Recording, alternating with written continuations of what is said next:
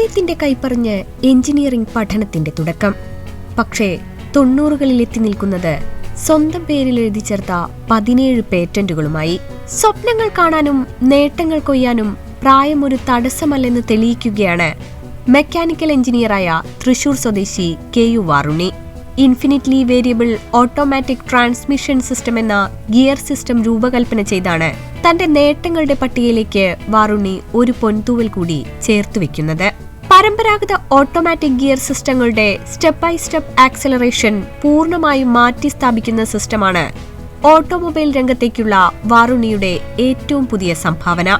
മികച്ച ഇന്ധനക്ഷമത ഉറപ്പുവരുത്തുന്ന ഈ കണ്ടുപിടുത്തം പരിസ്ഥിതി മലിനീകരണം കുറയ്ക്കാനും വലിയ തോതിൽ സഹായിക്കുമെന്നാണ് പറയുന്നത്. അപ്പോൾ ഞാൻ എൻ്റെ ഫസ്റ്റ് പാറ്റന്റ് 1970-ലാണ്. അതായത് മറ്റേ ഈ ഡ്രീവൺ മെഷീൻ്റെ സ്പീഡ് സ്ലോലി പോകുന്നത്, ഫ്ലെക്സിബിൾ ഡ്രൈവ് എന്ന് പറയും. അതാണ് ആദ്യത്തെ പാറ്റന്റ്. അതൊന്നും കേട്ടില്ലായിരുന്നു, ഫ്ലെക്സിബിൾ പാറ്റന്റ്. പിന്നെ അതിൽ തന്നെ 2-3 തരമുണ്ട്. എൻജിൻ സ്പീഡ് കുറച്ച് ആദ്യം പതുക്കെ തുടങ്ങി വണ്ടിയുടെ സ്പീഡ്, എൻജിൻ്റെ അല്ല, വണ്ടിയുടെ സ്പീഡ് ആദ്യം കുറഞ്ഞ സ്പീഡിലായിരിക്കും. അവിടെ നിന്ന് കൂടി വന്നിട്ട് പിന്നെ എളുപ്പം. ഇപ്പോൾ നമ്മളിപ്പോൾ എൻജിനൊക്കെ ഓടിക്കുമ്പോൾ എൻജിൻസൊക്കെ ഇല്ലേ, ഇതിന് ഓട്ടോമൊബൈലല്ല, പുറത്ത് എൻജിനൊക്കെ ഓടുമ്പോൾ അപ്പോൾ അധികം ലോഡ് നമുക്ക് ഉപയോഗിക്കാൻ പറ്റും. ഇപ്പോൾ നേരിട്ട് വലിയ സ്പീഡിൽ ഓടിച്ചു കഴിഞ്ഞാൽ വലിയ സ്പീഡ് ഓടിക്കാം, വലിയ വെയിറ്റ് നമുക്ക് ഹാൻഡിൽ ചെയ്യാൻ പറ്റില്ല. അപ്പോൾ സ്റ്റാർട്ട് ചെയ്യുമ്പോൾ കുറഞ്ഞ സ്പീഡിൽ പോയി കുറച്ച് കഴിയുമ്പോൾ അത് ഇതിൻ്റെ ലോഡ് ഫുൾ സ്പീഡിലേക്ക് വരും. ലോഡ് സെയിം, സ്പീഡ് കൂടി വരും. അപ്പോൾ നമുക്ക് വലിയ ലോഡ് ഹാൻഡിൽ ചെയ്യാൻ പറ്റും. ഇപ്പോൾ വലിയ ലോഡ് പെട്ടെന്ന് സ്പീഡ് എടുക്കാൻ പറഞ്ഞാൽ അവന് എഞ്ചിന് പറ്റില്ല. അപ്പോൾ അതിനാണ് ഫ്ലെക്സിബിൾ ഡ്രൈവ് എന്ന് പറയുന്നത്. അപ്പോൾ ആ ഫ്ലെക്സിബിലിറ്റിക്ക് തന്നെ 2-3 തരം പാറ്റേൺസ് ഉണ്ട്. ഇലക്ട്രിക് ഫ്യൂവൽ എന്നിവ സംയോജിപ്പിച്ച് നിർമ്മിച്ചെടുത്ത ഹൈബ്രിഡ് ബൈക്കും പാർക്കിങ്ങിനായി പിന്നിൽ ഒരു വീൽ ഘടിപ്പിച്ച കാറും വാറുണ്ണി മുൻപ് രൂപകൽപ്പന ചെയ്തിട്ടുണ്ട്. ബൈക്കിനകത്ത് ഇപ്പോൾ ഈ അവിടെ കണ്ടത്, നമ്മൾ ബൈക്കിനകത്ത് കണ്ടത്, അത് എൻജിനും മോട്ടറും വെച്ചിട്ടുണ്ട്.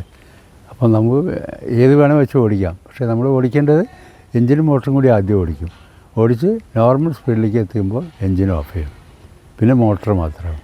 അപ്പോൾ നമുക്ക് ഫ്യൂവൽ കുറേ ലാഭിക്കാൻ പറ്റും, പൊള്യൂഷൻ കുറേ സേവ് ചെയ്യാൻ പറ്റും. That's A system for that.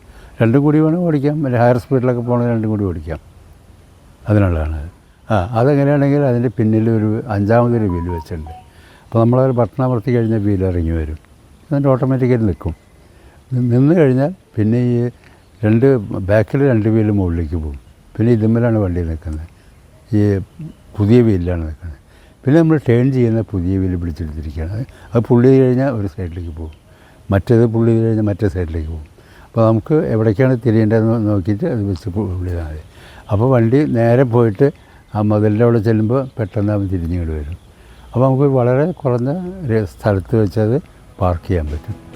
എഞ്ചിനീയറിംഗിലെ പരാജയം നിരാശനാക്കിയെങ്കിലും ബിൽഡറായ പിതാവിന്റെ നിർബന്ധത്തെ തുടർന്നാണ് വാറുണ്ണി പഠനം പൂർത്തിയാക്കുന്നത്. അതിനുശേഷം വാറുണ്ണി വലിയ വിജയങ്ങളിലേക്ക് കുതിച്ചു. ഇതോടെ ഇന്ത്യയിൽ 15 പേറ്റന്റുകളും അമേരിക്കയിൽ 2 പേറ്റന്റുകളും നേടി ഇന്ത്യൻ ഓട്ടോമൊബൈൽ മേഖലയിലെ ഏറ്റവും കൂടുതൽ പേറ്റന്റ് സ്വന്തമാക്കിയ വ്യക്തി കൂടിയായിരിക്കുകയാണ് വാറുണ്ണി. ലിംക ബുക്ക് ഓഫ് റെക്കോർഡ്സിൽ 4 തവണ ഇടം പിടിച്ച Varunni national intellectual property award, Bharat Jyoti award, Mother Teresa award ഉൾപ്പെടെ നിരവധി പുരസ്കാരങ്ങളും സ്വന്തമാക്കിയിരുന്നു. ജീവിതത്തിൽ ഒരു ലക്ഷ്യം നിർബന്ധമായും വേണം, പ്രത്യേകിച്ച് പ്രായം കൂടും തോറും. ഇല്ലെങ്കിൽ ജീവിതം ആശയക്കുഴപ്പമായി തീരും. പ്രായം തകർക്കാത്ത വീര്യം വാറുണ്ണിയുടെ വാക്കുകളിൽ നിറയുമ്പോൾ ഒന്നുറപ്പാണ്, ഈ മനുഷ്യന്റെ നേട്ടങ്ങളുടെ പട്ടിക ഇനിയും നീളും. ETV ഭാരത്, തൃശൂർ.